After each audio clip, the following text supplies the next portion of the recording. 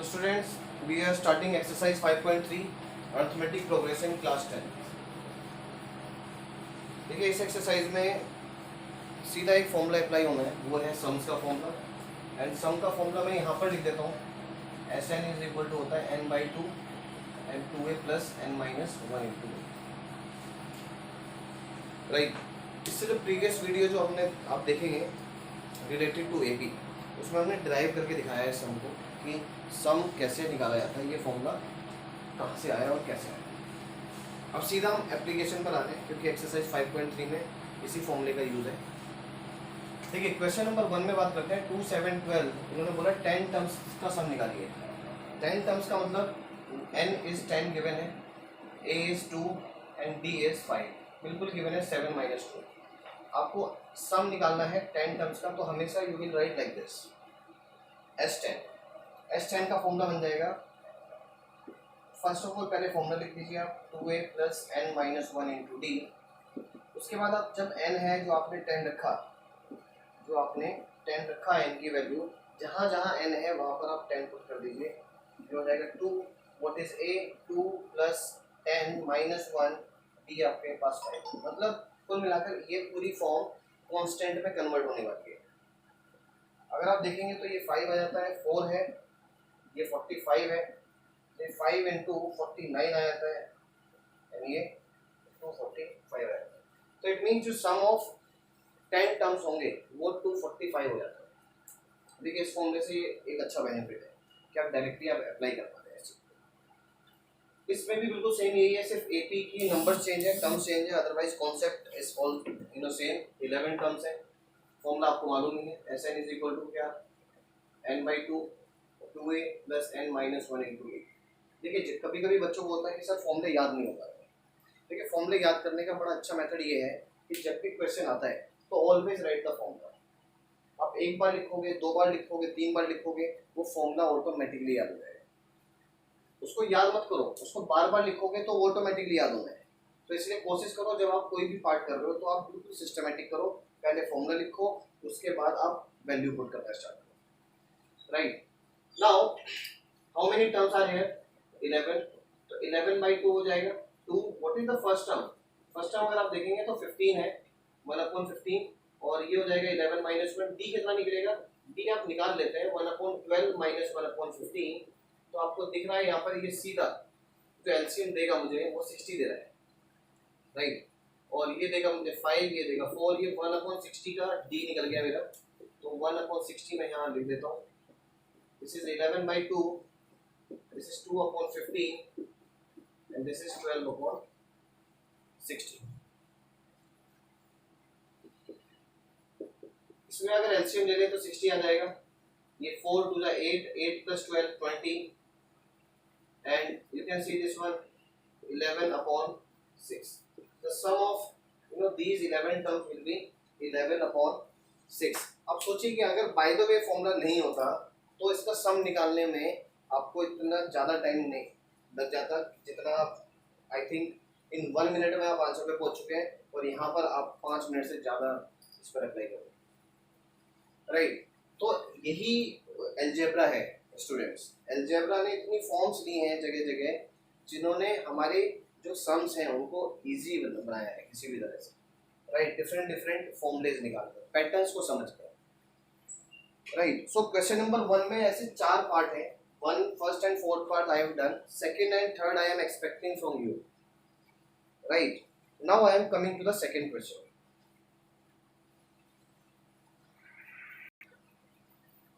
देखिए second question में भी बिल्कुल सेम वही है, पहले और सेकंड, फर्स्ट और सेकंड सम में कोई ज्यादा बड़ा डिफरेंस नहीं है। वहां पर वो बोला सम करो और यहाँ पर उसने सम का साइन लगा कर दिखा दिया, इसके अलावा कुछ नहीं है। हाँ एक चीज जो बड़ी इसमें अच्छी चीज दे दी है वो दे दी है लास्ट टर्म। लास्ट टर्म देकर उसने ये फायदा कर दिया कि फॉर्मूले में अब हमारे पास चॉइसेस बन गई। क्योंकि एक फॉर्मूला मैंने आपको याद हो तो मैंने एक फॉर्मूला ये भी बताया था कि n/2 and a plus n, first term plus last term. अब हमारे पास देखिए फर्स्ट टर्म भी आ गई, लास्ट टर्म भी आ गई, सिर्फ ऑब्जेक्टिव क्या है, n निकालना। और अगर बच्चों ने आपने या जो भी मतलब फर्स्ट एक्सरसाइज अगर प्रैक्टिस करी हो अच्छे से, सेकंड में किया हो, तो मैंने आपको बताया था लास्ट टर्म की पोजीशन निकालना क्या है। तो लास्ट टर्म की पोजीशन है वही इसकी नंबर ऑफ टर्म्स को दिखा, और यहाँ पर n भी वही है। तो अब हमारा सीधा जो ऑब्जेक्टिव है वो यही है कि सबसे पहले हम क्या करेंगे, फर्स्ट टर्म क्या है इसका 7 है, कॉमन डिफरेंस कितना है 21/2 minus 7 I think sorry 6/2 sorry 7/2 right. Now if I just find the position of A84, so A plus n minus 1 into D we can apply, so we can write a let 80 nth term, let nth term be 84, let nth term be 84, so 84 is equal to what is A 7 and n we have to find, B is 7/2, it will be 77 n minus 1 into 7/2, अब देखोगे 11 आ गया, 11 से ये 2 इधर multiply में 22 plus 1, सो n आ गया 23। अब देखिए n के 23 आते ही आपके पास फॉर्मूला मिल गया, फॉर्मूला क्या Sn का n/2 a प्लस l, कुछ भी नहीं करना है, 23/2 what is a 7 what is l 84, ये अप्लाई कर दीजिए आप, आपके सामने आपका आंसर आ जाएगा एंड इट विल बी 91। जब आप मल्टीप्लाई करके लिखोगे तो आपके सामने ये आंसर आ गया, राइट।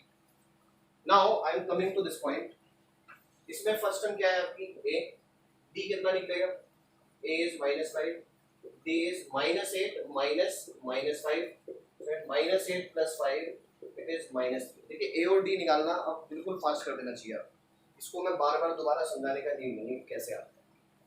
जिन्होंने प्रीवियस वीडियोस को समझा है, जिन्होंने उसके सम्स प्रैक्टिस करे हैं, उनके लिए अब इस स्टेप में कोई प्रॉब्लम नहीं आएगी, राइट।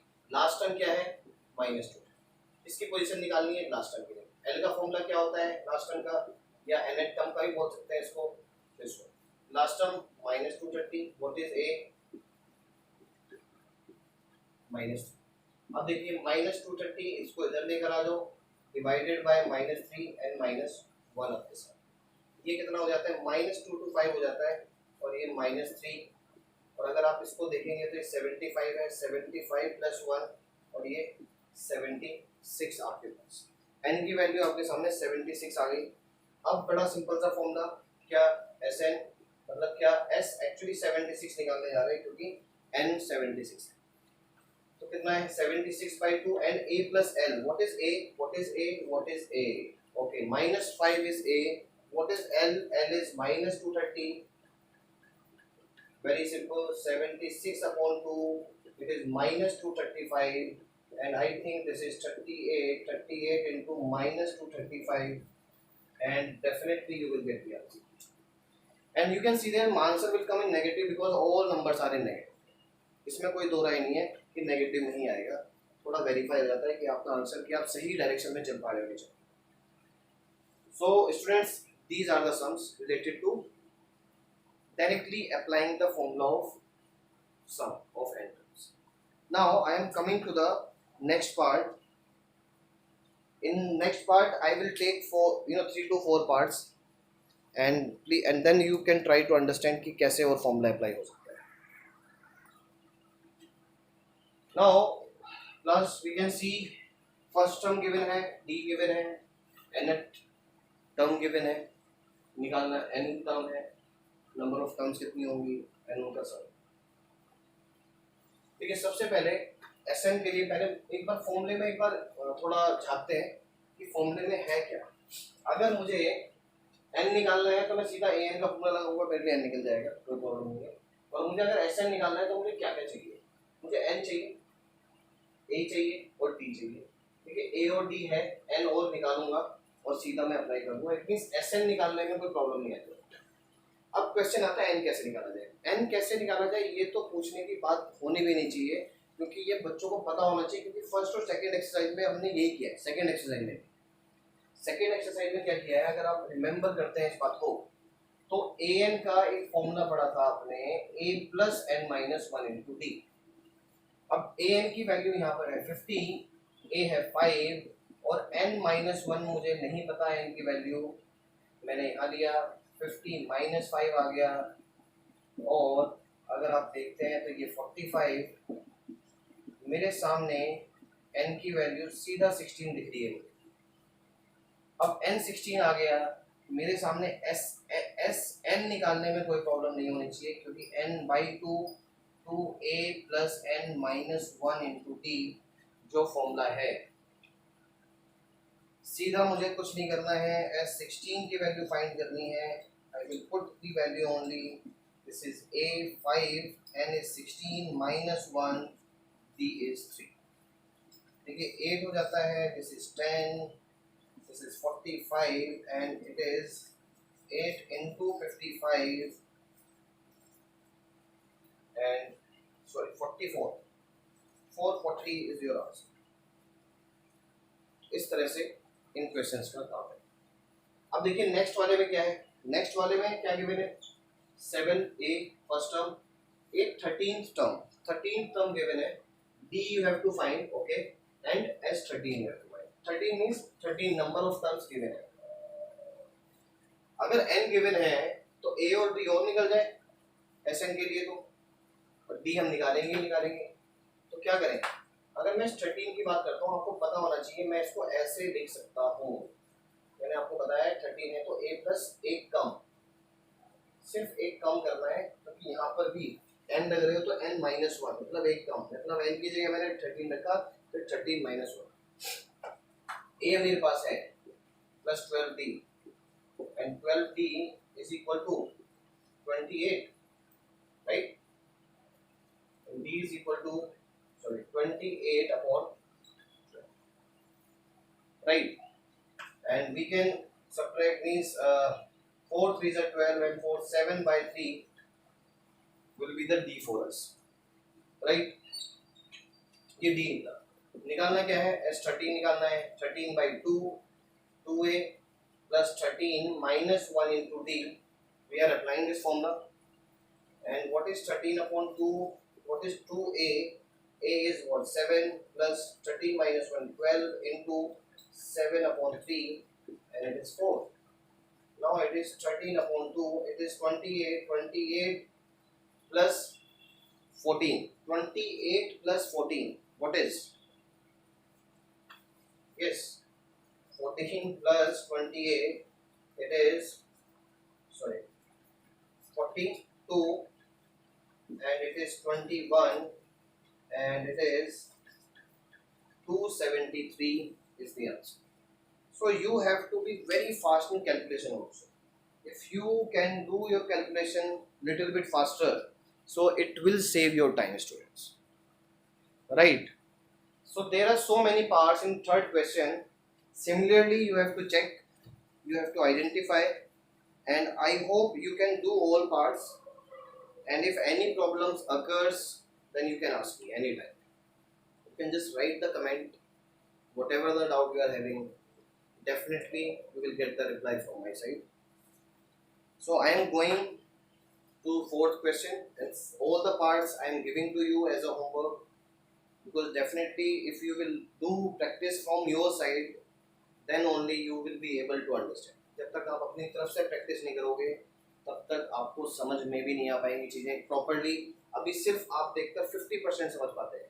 देखिए कभी कभी लगता है कि सम्स को देखकर हमें समझ में आ गया, बट आप ये मान के चलिए मैथ्स में कि जब आप समझते हो चीज़ों को तो आपको 50% ही समझ में आती हैं।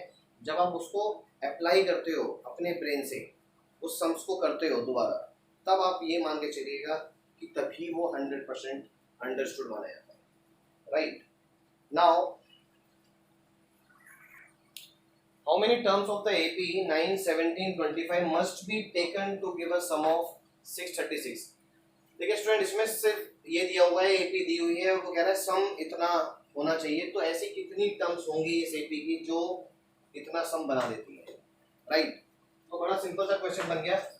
मैं सबसे पहले बोल दूंगा कि Sn की वैल्यू गिवन है, तो हम बोलते हैं let there are n terms, that there are n terms whose sum is 636। a कितना है 9, d कितना है 8। ठीक है, ये तीनों चीजें हमारे सामने, निकालना क्या है, n निकालना है। फॉर्मूला क्या होता है, मैं देखिए बार बार फॉर्मूला लिखता हूँ, क्यों, ताकि आपको भी वो दिखता रहे और आपको याद हो जाए, right.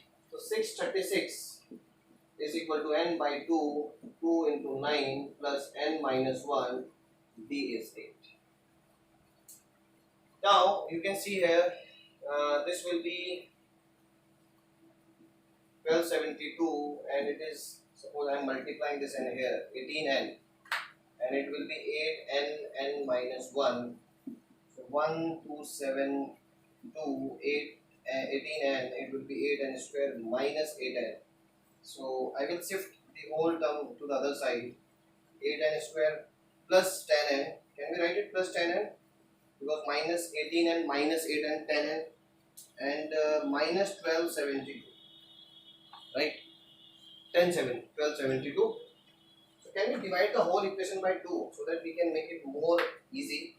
It will be 4n square. It is 5n, and it is 636. Now what you can understand by this equation? This is the quadratic equation, and what is quadratic equation? Where the maximum power is 2, and how can we get the solution here? कैसे मिलेंगे आपको solutions? Middle term splitting, you know method. Middle term splitting आप ले लीजिए. Middle term splitting ले सकते हो, या आप सीधे धराचार्य फॉर्मूला भी ले सकते हैं. आप कोई भी एक फॉर्मूला लीजिए. वैसे हम सीधे धराचार्य लें तो वो भी अच्छा है हमारे लिए. सीधे धराचार्य में आपको क्या निकालना पड़ता है, d निकालना पड़ता है. b स्क्वायर माइनस 4 ऐसे करोगे आप, 5 स्क्वायर माइनस 4 इंटू माइनस 636. तो ये हो गया 25.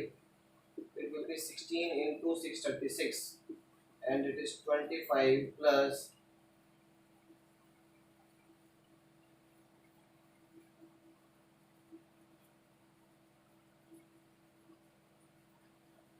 so it is again, I think we are getting maximum value here also. So you can use middle term splitting, right? So I am leaving the question here, because after this the steps you know very well how to do.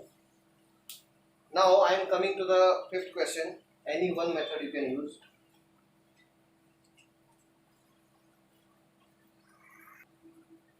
First term of an AP is 5, last term is 45, and sum is 400. Find n and d. बड़ा simple सा सब कुछ दिया हुआ है. सब लिख देते हैं पहले सिंबॉलिक फॉर्म में. a is 5, l is 45, right? s n I am writing here 400 because we don't know the n, and n and d we have to find. Correct? Okay. Now if I see l is what? What is the formula for l? That is, if I just Sn का formula ले लेते हैं, ज्यादा better रहने वाला है हमारे. ठीक है, Sn इज इक्वल टू क्या, a प्लस n. देखिए मैं ये दे रहा हूँ. Sn कितना दिया हुआ है 400. n दिया है, नहीं दिया है. What is a 5? What is last term? Wow, I think you can understand why I am using this formula. So what it will be? It is 800. This is n, and this is 50, and 80 upon this one, and this is 16. So n is what? 16. Okay, n आपके सामने आ गया. Number of terms. Now what you have to do? D. And what is L? L formula for L is this one. A and B कह सकते हो उसको. L is 45. A is 5. And you have already taken 16. D you have to find. It will be 40. And you can see that it is 15. And this it is D. So D is 8 upon 3, and this is B also. Right. So I hope this question is clear. By this question one thing is very clear. You have to just there are 3 formulas. Right. One is this one, second is this one, and the third is this one. And you have to choose which formula we have to apply. Nothing else in this whole chapter. Right. first and last term of an AP are 17 and 350 respectively. If the common difference is 9, then how many terms are there and what is their sum? I think जो पिछला वाला सम था उसमें भी n and Sn ही निकालना था देखा जाए तो, यहाँ पर भी वही है बिल्कुल। कुछ इस क्वेश्चन में कोई ज़्यादा बड़ा चेंज नहीं डाला है इन्होंने। अगर देखा जाए तो लास्ट टर्म दिया हुआ है एंड डी दे दिया है। डी लास्ट वाले क्वेश्चन में डी निकाला गया था, एन गिवन था I think, and S n ये आपको राइट। देखिए सबसे पहले आप एन निकाल सकते हो, ये वाले तीनों चीज़ों को यूज करते हो। You know the formula L a plus n minus one into d, क्योंकि एल गिवन है, ए गिवन है, एन आपको निकालना है डी नाइन, राइट है। अब ये कितना हो जाता है 333, right. Okay 9 and this is n minus, this is 9 3 and 7 37 plus 1, so n is 38। ये मेरे सामने है। अब क्या निकालना है आपको, Sn निकालना है, मतलब क्या S38 निकालना है, क्योंकि अब n जो है 38 बन चुका है। तो क्या होता है फॉर्मूला n/2। मैं कौन सा फॉर्मूला लगाना ज़्यादा पसंद करूंगा, a प्लस l, क्योंकि मेरे लिए a और l गिवन है। अगर लास्ट टर्म नहीं होती तो मैं a plus n minus one into D वाला फॉर्मूला लगा देता, 2a plus n minus one. तो बेटर यही है मेरे लिए। रीजन क्या हो जाएगा कि मुझे सिर्फ दो ही चीजें वैल्यू पुट करनी है और मेरे सामने आंसर आ जाएगा, right. So it is 19 and it will be, you can see that it is 67। तो जब भी आपको मल्टीप्लिकेशन आए तो आप एक काम और कर सकते हैं, इसको 20 माइनस 1 लिख दीजिए, ज़्यादा अच्छा है, डिस्ट्रीब्यूटिव प्रॉपर्टी लग जाएगी इसमें।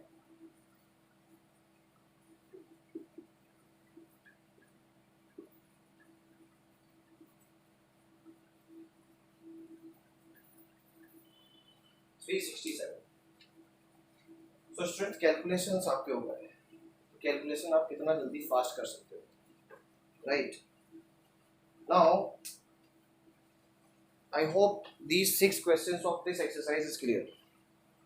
So we will make a separate video for the 7th, 8th, 9th, 10th, 11th, 12th, means 7 to 15 we will try to take in the second part. So till then, thank you so much.